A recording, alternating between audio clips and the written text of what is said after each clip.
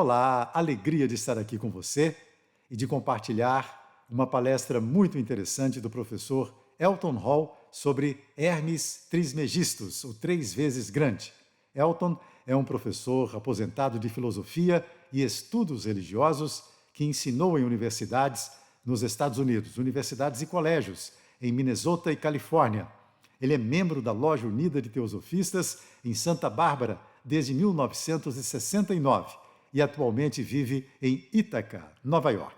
Muito obrigado, Elton, por nos permitir compartilhar este vídeo. E obrigado também a Jairo Cavalcante, que colocou as legendas. Vamos então à palestra. Hello. I'm going to begin with two quotations. The first is from Charles Stein, who has recently translated some of the Hermetic works. Ontologies cover being. They render it, allowing a view of being to appear as being in its entirety, while in the same act covering it over, so that being itself, now characterized by its covering, is placed under ellipse or occultation.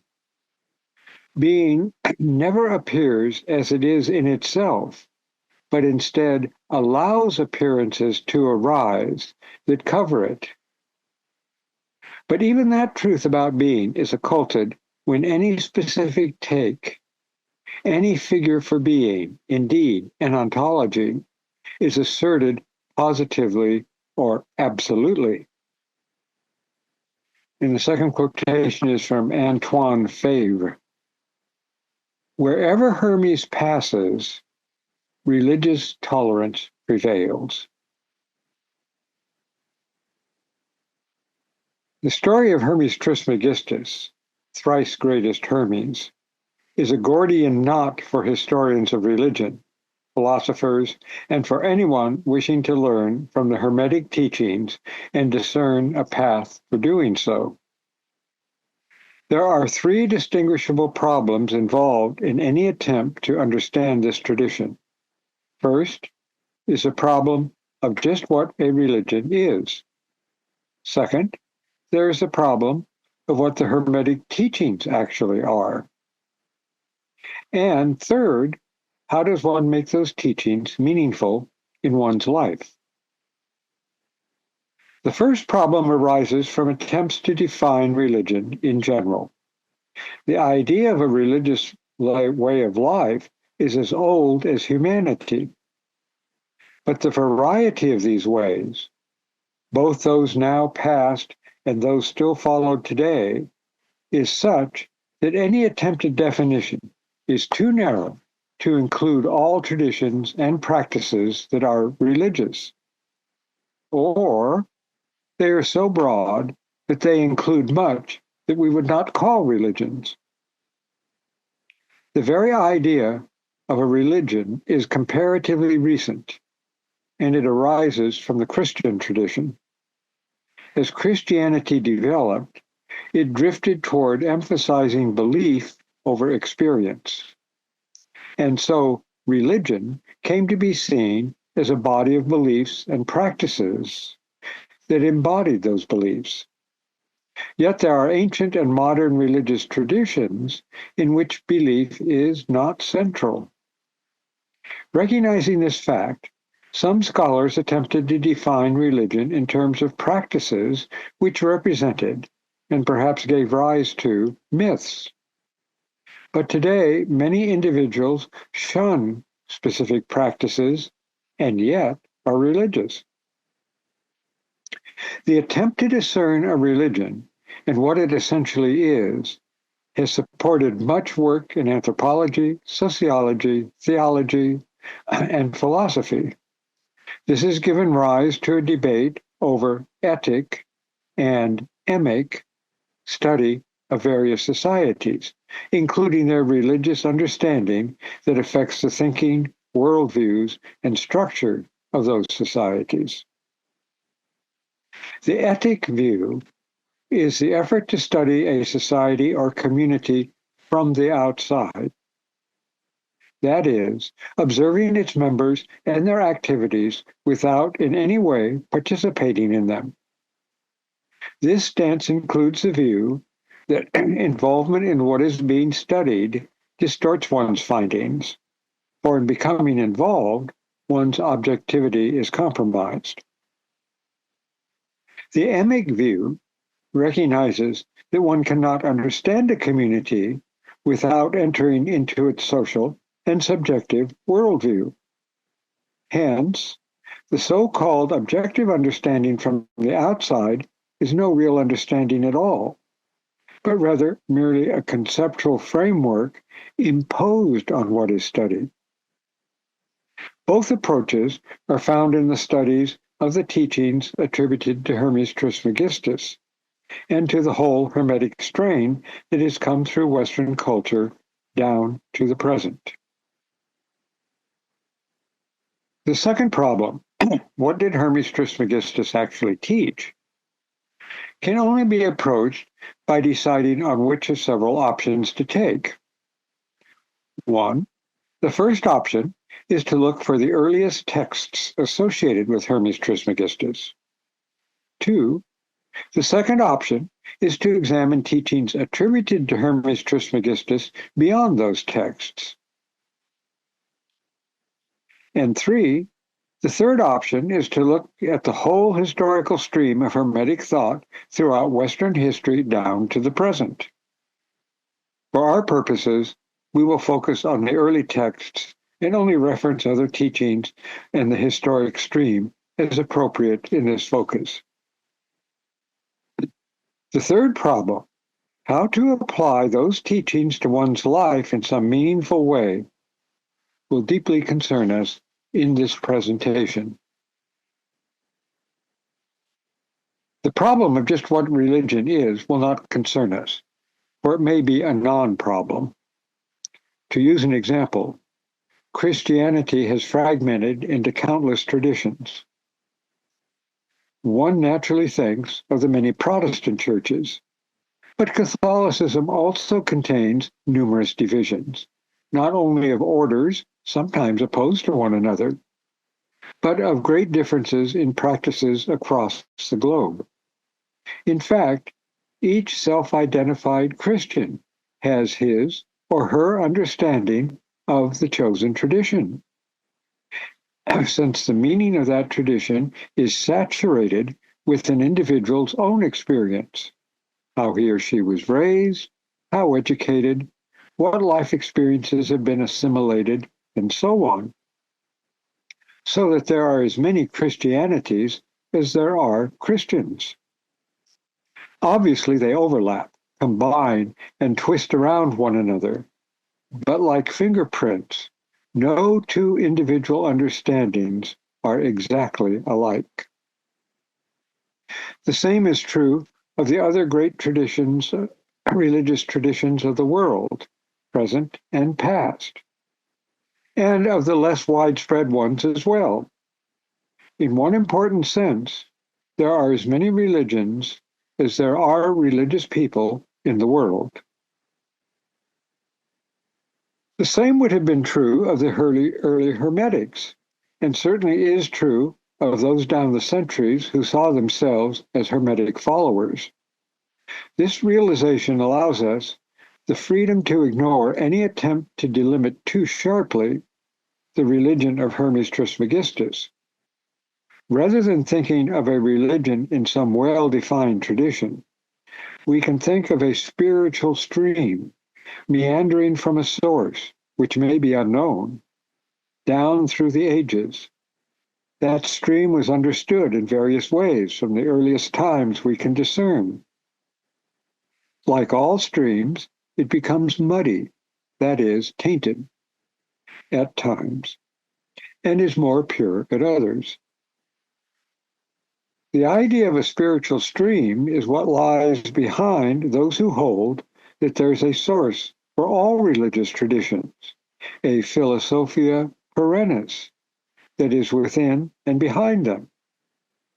The historian of religion, Mircea Eliade, tended toward this view and argued for it in many writings. He wrote,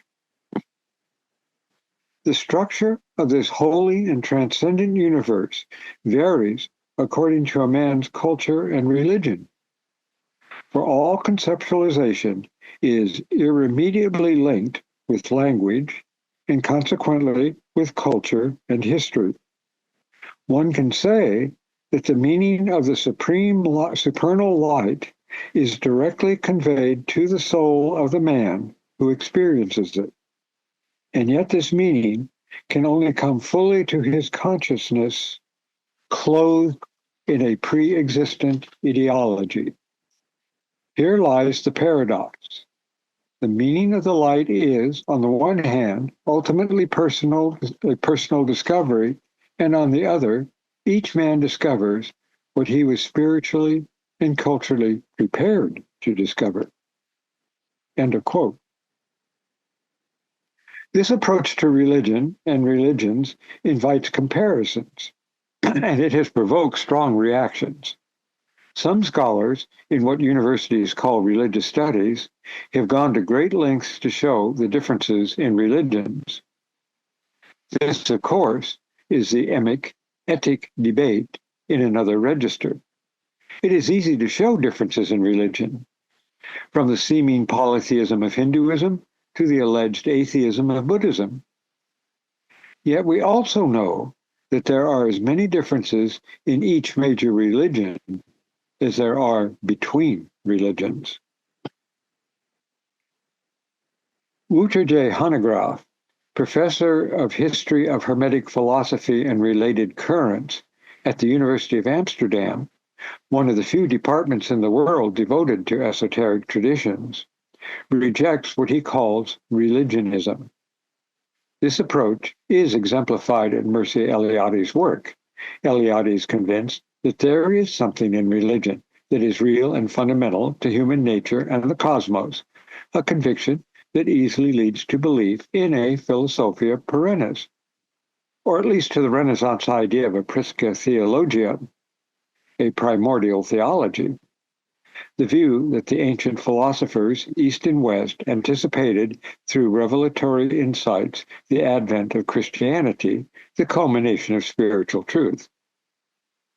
Though the terms are sometimes used synonymously, philosophia perennis is the more general view of a spiritual impulse that pervades all religions, each of which is a partial expression of it cast in terms of various cultures and times. Hanegraaff shuns this view. He also rejects other scholars who examine religions from the standpoint that they are all mere myths in the sense of stories humanity has told itself. Put bluntly, in this view, they are not true, though they have explanatory power to affect lives and cultures. Hanegraaff takes a middle course, neither affirming a spiritual unity nor denying the truth of religious claims. Rather, he wants to investigate what a religious position means for those who hold it, including what it means for the lives they live. Truth for him is as elusive as any concept of the ultimate nature of existence. Put another way, he takes the Hermetic texts seriously and wants to discover what they mean for those who imbibe them. The natural question to ask is, who was Hermes Trismegistus? This is not an easy question to answer. Throughout history, Hermetic disciples and scholars have wrestled with this question, and the answers have varied widely. One common and ancient view was that Hermes received an illumination from the source of all existence, sometimes called God and sometimes the highest logos, and he thus became known as Trismegistus, thrice greatest. He taught his son Asclepius, who then taught his son Tot. Such teaching, leading to initiations such as Hermes Trismegistus had. We remember that the idea that the divine entered the human sphere is an old one. The ancient Greek families traced their origins back to one or another god. Alexander the Great, after his visit to the Oracle of Zeus in Egypt's Siwa oasis, believed that his real father was Zeus and not Philip II of Macedon. And Mary's son Jesus had God as his father. In one way or another, the ancient Mediterranean world is familiar with the idea that the divine entered, or even engendered, remarkable, enlightened human beings. Some thought that Hermes Trismegistus was a contemporary of Moses, others that he came before or after. Others held that he was a god, an incarnation of the Greek Hermes and the Egyptian Thoth, whom were thought to be equivalent. Both gods were said to have taught humanity writing, metallurgy, and agriculture, all the fundamental elements of civilization. Others thought that Hermes Trismegistus was an enlightened sage who lived in the earliest historic times and taught in Egypt. Yet others thought there were two Hermes, one the god and the other human. And a later writer even identified 5 Hermes.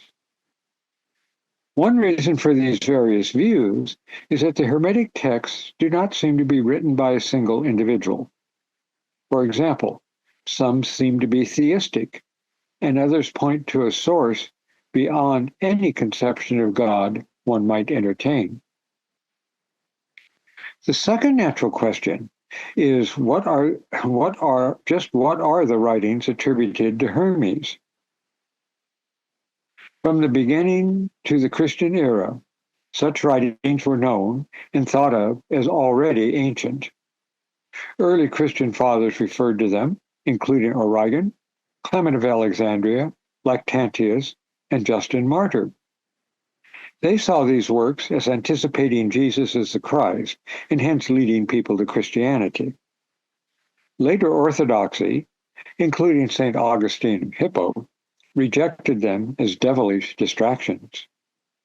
As a consequence, the Western Middle Ages knew only of one text, the Asclepius, which centered on medicine, while the Byzantine world preserved a number of texts.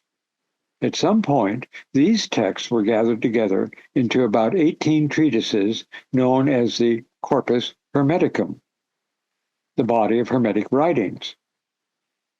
Some of these and other works survived only in Old Middle Eastern languages, such as Syriac and Armenian. With the conquest of most of the Byzantine Empire by Islamic states after about 650 of the Common Era, Hermes was translated into Arabic, along with other texts attributed to Hermes or to the Hermetic tradition. Because much of Spain was Muslim for several centuries, over time these Arabic works were translated into Hebrew and Latin, and they entered the Western Roman world through France and Germany, though they were not well known in Italy. Italy, however, received the Corpus Hermeticum at the height of the Renaissance in the 15th century, and was translated by Marsilio Ficino, who also translated the works of Plato, both brought from Byzantium a little earlier. Because all these writings came from 2 different places, Northern Europe was enthused by the texts from Arabic, and the Italian world was excited over the Greek texts from Byzantium. As a consequence, the Hermetism of Northern Europe strongly focused on its texts, which were alchemical and medical in nature, while the South focused on the more philosophical texts. In this way, the Hermetic stream was largely divided. We will focus on the more philosophical works because they suggest much about the nature of Hermetic spirituality. The alchemical side is not, of course, entirely divorced from the philosophical side. The famous Magdalene or emerald tablet, allegedly discovered in a cave, states that what is above is like what is below, and vice versa. The key to the one work. The microcosm reflects, indeed is an embodiment of, the macrocosm. The human being embodies the whole cosmos in miniature. Alchemists took the one work to be the discovery of the philosopher's stone, which would turn any substance into gold. Scholars have tended to treat alchemy as a precursor of chemistry, and there is much truth in this view. They thought that considering alchemy with personal transformation was a post-Renaissance development, and this is not so. The spiritual dimension of alchemy was present from the first. In the late 3rd century, Zosimos of Panopolis, an alchemist, wrote letters to Theosebia, an alchemist in Egypt who was engaged in teaching esoteric alchemy to a circle of students. Some letters survive, and what they make clear is that alchemy first involved the transmutation of substances into gold and the search for the philosopher's stone, but that this activity was a waste of time unless, second, a parallel mental and spiritual transmutation took place. The outer activity was seen as one with the inner activity. And so both mental attitude and a purified ethical nature was required for inner and outer success. Otherwise, Zosimos wrote, alchemy would be demonic, that is, would produce dangerous results for the alchemists and for the world. For some time, Hermetic thought of both the philosophical and alchemical kinds pervaded philosophical and religious thinking throughout Europe. But then in 1614, Isaac Casaubon, born a Huguenot in France, educated in Geneva, and ultimately dying in London, published his famous critique of Hermetic writings. Though a deeply religious Protestant, he had become a classical scholar and philologist, one of the first in the modern sense of the word. He showed that the language of the Hermetic writings was not that of the 2nd or 3rd centuries of the Common Era, and not ancient. Since so much of the authority of the Hermetic teachings depended upon the conviction that they were ancient and even pre-Christian, this discovery dealt a fatal blow to a general appreciation of the Hermetic works. From this time on, Hermetic thought went underground, so to speak, driven even deeper by the Enlightenment, which, in its most robust form, rejected all religion, and certainly anything that smelled of myth, on the altar of reason. To make a long story short, only 3 points need to be made. The first is that Hermetic thought did not disappear. The alchemical Hermetism of Northern Europe continued in many places, and one can see its effects in the writings of Paracelsus and Jakob Boehme, both of whom inspired generations of followers. Because the Hermetic teachings honored in Southern Europe were more philosophical, their influence was even more obscured. The second point is that philology and related studies since Casaubon's time, and especially within the last century or so, have become more sophisticated. Scholars now know that, though the texts can be no earlier than perhaps the late 1st century and mostly from the 2nd and 3rd centuries, they contain older, reworked material, some of which may be much older. The third point relates to the 19th and early 20th century views. Especially with the rise of positivist thinking, deriving from the materialism of the sciences since the 18th century, scholars generally thought that the Hermetic writings had nothing to do with Egypt. The texts are in Greek, and no Egyptian versions have been found. Hence, the so-called Egyptian nature of the doctrines were not really Egyptian at all.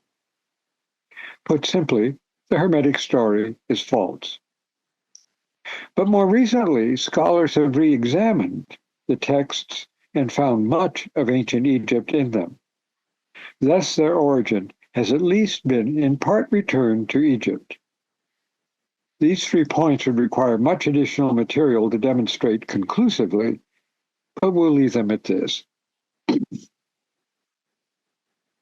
So what does Hermes Trismegistus teach? The Corpus Hermeticum does not say a great deal about cosmology, the origin of the world, and it speaks more about the human condition and the path of freedom from the world of strife and suffering. The Poimandres, the first text in the Corpus Hermeticum, does connect the origin of all existence with the human condition. It begins with Hermes reporting, and I'm quoting, "I was thinking about everything. Suddenly my mind shot up and my senses everted, but not as in a stupor, not drunk or sated. And it seemed to me that something very big, completely unbounded, immeasurable, called my name."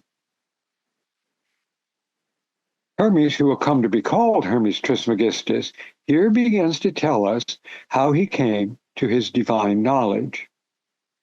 Deep in thought about many things, his mind mysteriously transcends its ordinary thinking, and his senses are turned inside out. This withdrawal of the senses from their normal outward attention to within himself opens him to the presence of a reality quite beyond conceptual grasp. In calling Hermes' name, it both directs itself to Hermes and draws Hermes' attention to it. The human and the divine are joined in what become a dialogue. The voice asks what Hermes wants to know. And unsurprisingly, Hermes asks the question, "Who are you?" And this immensity answers, "I am the Poimandres, the mind of the authentic one." To this, Hermes replies that he wants to know everything. And Poimandres gives him just that in general terms. First, everything is turned to mild light, but then a downward tending darkness appears, and from it an inarticulate sound, likened to wailing. The darkness becomes a churning, watery fluid, but then, quote, "From the light a holy word came out, and it stood on the watery nature. So it seemed to me this word was the voice of the light." Poimandres asks if Hermes understands what he is witnessing. Hermes, of course, does not at this point. So Poimandres tells him, and I quote, "That light," he said, "I am it, mind, the first God. He who was before the watery nature came out of the dark, and the one that came out of the light is the Logos, the word son of this God." And suddenly the heart of this cosmology begins to manifest. Poimandres says, again quoting, "Know by looking at, by listening to that which is in you, that the word is the son of the mind, and that they do not stand apart from each other, for life is the oneness of them." Life is the utter unity of mind and word, and so of light. This is the key to all that follows. Hermes then explains that as he looked at the light, he saw innumerable powers within it, a world without limit, and he says that, "I knew these things through seeing the word of Poimandres." Here, light and sound are one, the situation before creation, which is affirmed when Poimandres says, "In your mind, you now know the archetypal form, the first before the first, the apeiron, the limitless." The 4 elements begin to distill out of the watery fluid, water, fire, air, and earth. The first mind is now seen as having a double nature, a polarity that will eventually manifest as the two sexes. Combining that polarity, a second mind is born, and it is the creator of the world, the artifacts. It forms the seven directors, which are the seven planets, or rather, being formed out of spirit and fire, are the beings we see as the seven planets. Their orbiting together constitutes harmony, usually translated fate. As Hanegraaff puts it, harmony is the astral machinery of necessity, or fate in quotes. Now that everything is in place, the word, logos, leaves nature, and the elements fashion the world with its flora and fauna, but without logos. But the father mind, the first mind, formed anthropos, the archetype of the human being, complete with all the powers of that mind. Anthropos saw the work of the artifacts, the second mind, and was given permission to create as well. Looking into nature, nature responded. She fell in love with Anthropos and reflected his image as in a mirror. Anthropos descended through the spheres of the directors, the planets, and entered mindless nature. And here we quote, "And that is why Anthropos, humanity, like all other things that live on earth, has a double nature, being mortal according to its body, and immortal because it is anthropos, immortal, with dominion over everything, but suffering like a mortal also, cast down under fate." Having entered nature with the powers of the seven directors, nature produced seven persons, each one with one of the seven powers predominant. Formed of the elements, feminine earth, masculine water, spiritual air, the fiery light and life entered the seven as soul and mind. Life manifested as soul and light as mind. At first, each person was androgyne, both male and female in one, and this lasted, and we quote, until the end of the epoch. Then in the next epoch, all creatures, including the human being, were separated into men and women. We are not told how this happened, but we might think of an analogy with the biological cell dividing itself. The incarnate anthropos, now divided, multiplied, and here we are. But the God let us know that we are immortal, and that desire is the cause of death, and we quote, "But that whosoever knows himself has entered the good." So each of us as anthropos has reflected and embodied a spark of light and life, apparently separate because embodied, but one in that light and life which pervades all embodied existence is mind and soul.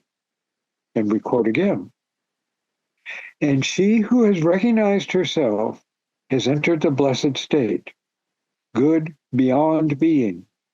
But to whosoever loves the body wanders in the darkness and knows death."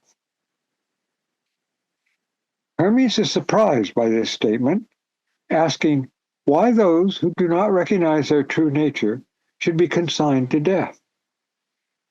Poimandres does not answer directly, but rather demands that Hermes himself answer the question. Hermes realizes that it is darkness, which became watery, that forms the body. He also recognizes that, quote, "the one who knows himself enters the good beyond being, because his source, the Father, is light and life. And those who know this return to what they ultimately are, the good itself." Now we come to the critical explanation of the human condition. Human beings who worship the body do not have mind in any active form. It stays away, or remains only as a potential for those who are greedy, envious, mockers, and worse. Mind withholds itself from those, that is, who identify with the limiting powers of the planets, through whom Anthropos descended in becoming embodied as living nature and human beings. But those who worship mind, who express spiritual love and sing songs of praise to the Father, with which they are ultimately one, will escape those limiting spheres and experience the immortality which is theirs. Upon death, the limiting conditions of embodiment will return to their own sources, quote, becoming a part of the cosmos to be combined again into another being. Here, death seems to mean transformation, for the initiation of Hermes here occurs in life. He is being freed from the body even while embodied. And we quote, but the man himself that remains after this dissolution of death goes up in sequence through the cosmic structure. The human being who knows himself or herself, though the human being who knows is neither male nor female in reality, ascends through those limiting spheres that correspond to the planets. Passing through the sphere of the moon, man relinquishes the energy that gives growth and decay. Passing Mercury, he surrenders cunning, and past Venus, he lets go of desire. Moving beyond Jupiter, he renounces arrogance and the will to dominate. And moving beyond Mars, he loses the tendency to precipitous, thoughtless intention and action. Passing Saturn, he surrenders greed and the lust for money. And going beyond the Sun, he surrenders bad faith, mendacity, and the wish to do harm. In rising beyond the spheres ruled by the 7 planets, the human being has escaped harmony, fate, the dynamics of those limiting conditions that characterize embodiment in nature. And we again quote, and then stripped naked of all that in him has become actual through the 7-fold harmonic of the cosmic structure, he takes to zone 8, the Ogdoad, in possession now of his own proper power. The proper power is, of course, the power of light and life itself. In the 8th sphere, which is beyond the spheres of the planets, apparently the sphere of the fixed stars, the human being who knows himself finds himself in the company of other knowers, all of whom sing praises of the Father who is in the 9th, formless sphere, the Ennead. Those in the Ennead have a unique voice, one voice with the source. Those in the Ogdoad can hear that unique voice and are drawn up into the Ennead, entering the good, of which no more can be said. Poimandres concludes, we quote, this is the goal, this the consummation, for those who have gone in now have gnosis, and are the knowers themselves.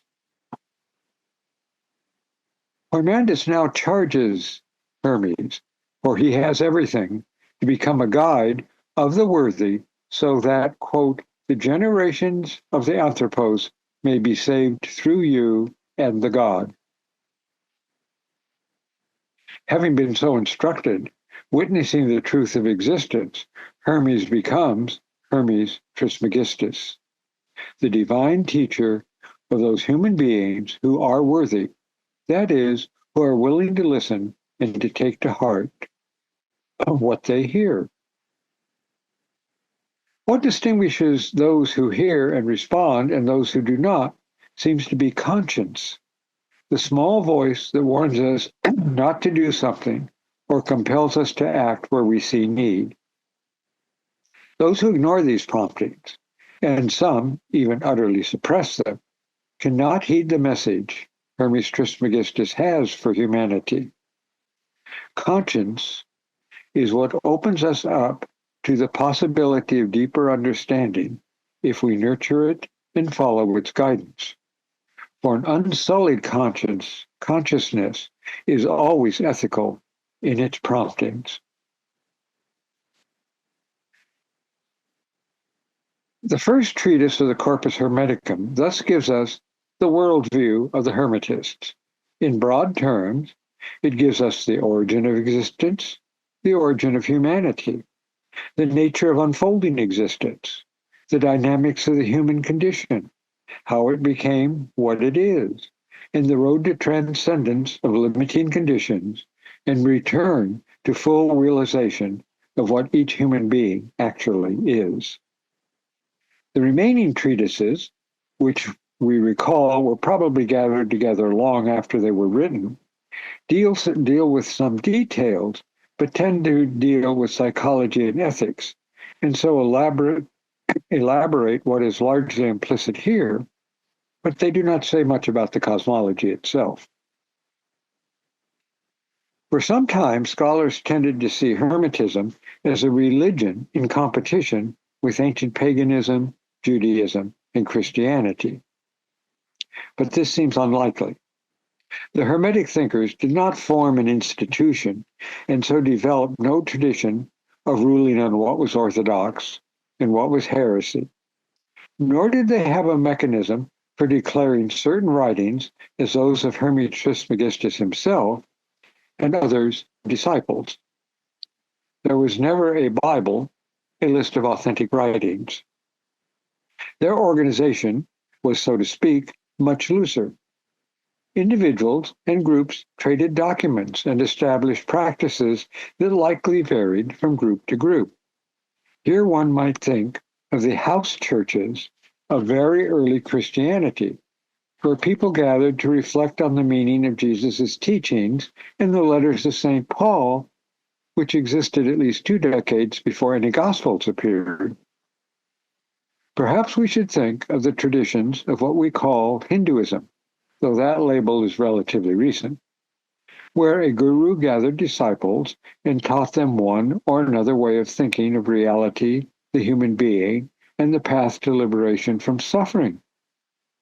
In both examples, the teachings would be united in spirit by general understanding, but the details would vary from teacher to teacher. No group likely possessed all the treatises found in the Corpus Hermeticum, and there's a lot of evidence that there were numerous texts now lost to us. As we say, very little is said about the Ogdoad and the Ennead in the Poimandres. When the Coptic Gnostic library was found in the middle of the last century in Nag Hammadi, Egypt, these texts from early centuries of Christianity included fragments from Plato and a previously unknown Hermetic work now called the Discourse on the 8th and the 9th. Here we find those who have reached the 8th, the Ogdoad, sphere singing. The words are largely strings of vowels, and hear the sound of the 9th sphere. It appears that the language of these higher spheres, beyond the zodiacal spheres, is a language quite beyond what we call language. Therefore, the representation in seemingly meaningless strings of vowels symbolically reflect in our language what is quite beyond it. Recall that the word is a son of God in the Poimandres, so that our speech is merely the diversity of the word as it has descended through the spheres into nature and humanity, just as we are fragments, so to speak, of anthropos. So our languages are fragments of the word. Is the cosmology of the 7 spheres to be taken literally? It is hard to say. We know that in early Christianity, some converts took the biblical text literally, and others found them to be allegorical and symbolic. From almost the beginning, some Christians thought the Bible was a veiled presentation of esoteric truths. The church father Origen, for example, in the early 3rd century, held that scriptures had to be read at 3 levels: literal, allegorical, and symbolic. Something like this is probably true of the Hermetic cosmology. Charles Stein says, "Belief in astrology is hardly the point, since it is one's conditioning, one's cognitive conditioning, as if astrologically, but really by any means, that one must achieve release from."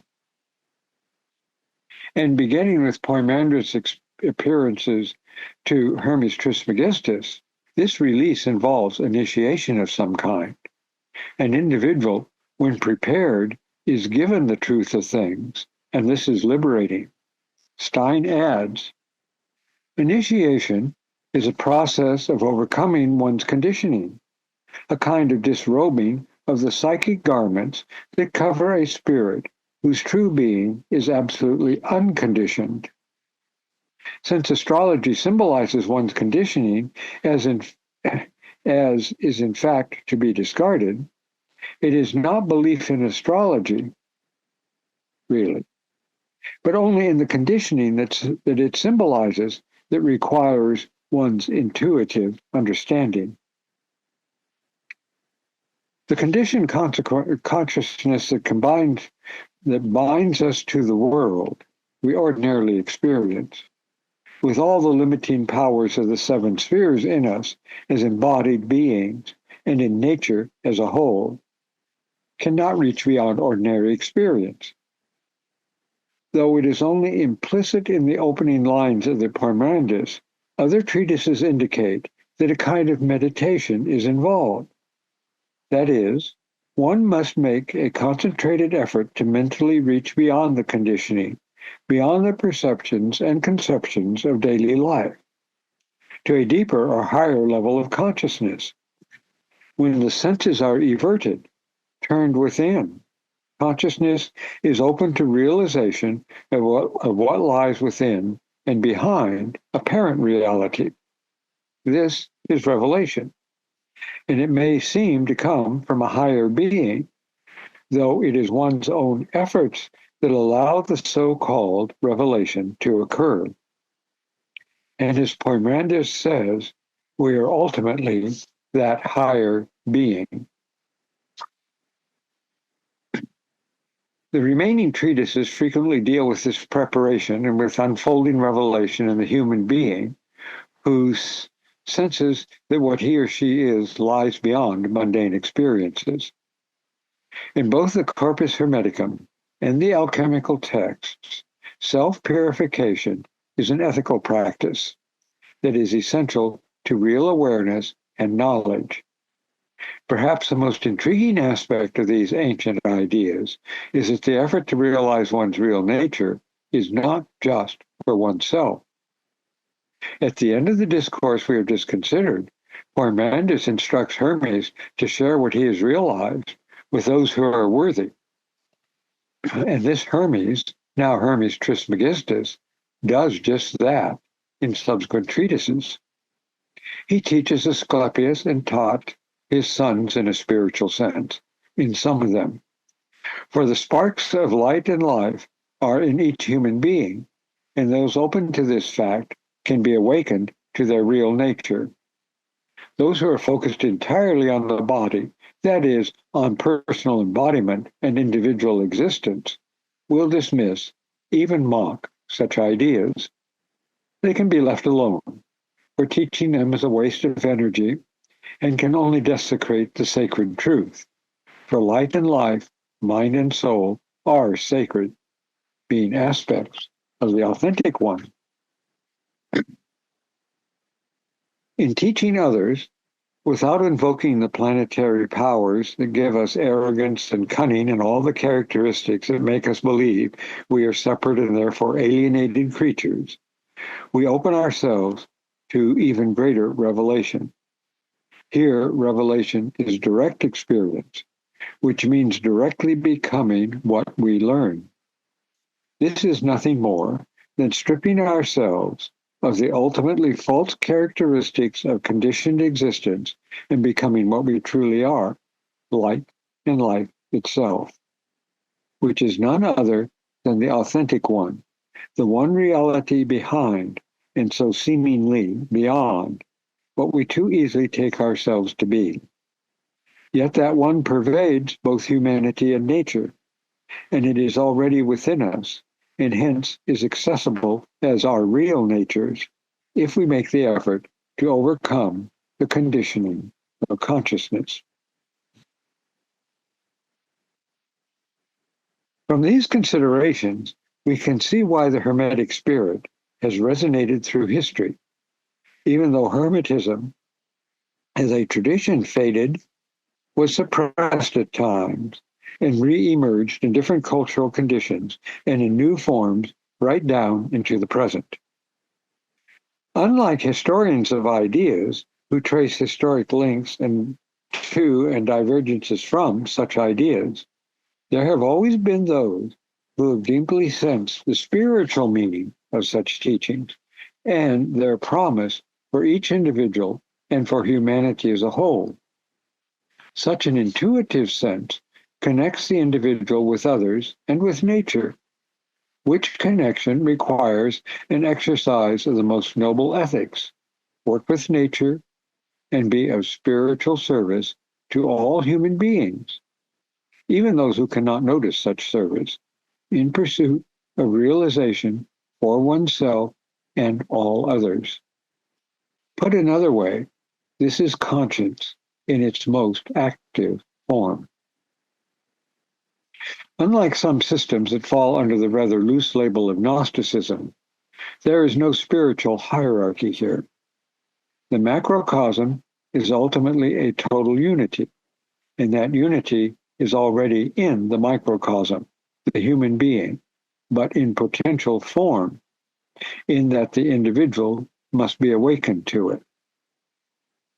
But there is a hierarchy in spiritual attainment as individuals first realize the possibility of enlightenment and spiritual unity, and then in the struggle to pass through the seven spheres that separate us from realization of the divine.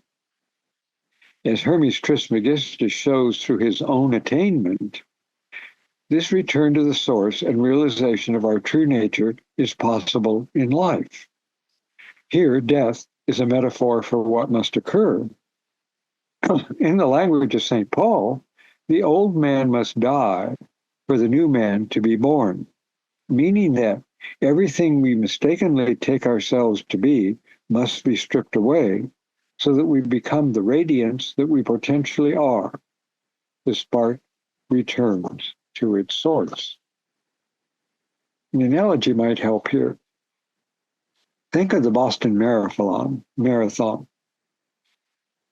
While a few of the hundreds of participants may be aiming to win, the vast majority seek to fulfill the challenge of crossing the finish line. In the race, some will be faster and ahead of others, but that is not what matters. They are not aiming to win, but to complete the task. In this effort, a hierarchy temporarily seems to emerge, because some will be further along at any point in time. But that is an illusion of time. For all will cross the finish line, and that is what counts. So with the Hermetic teaching, some will be more spiritually advanced than others at any given time, and they can and are required to teach others. But it is only the goal that ultimately matters, and the goal exists beyond time. Hence, all are equal in the end, just as they were equal in the potential they had at the beginning. In this sense, we all belong to a spiritual democracy. But as in a political democracy, some of us will vote and others will not.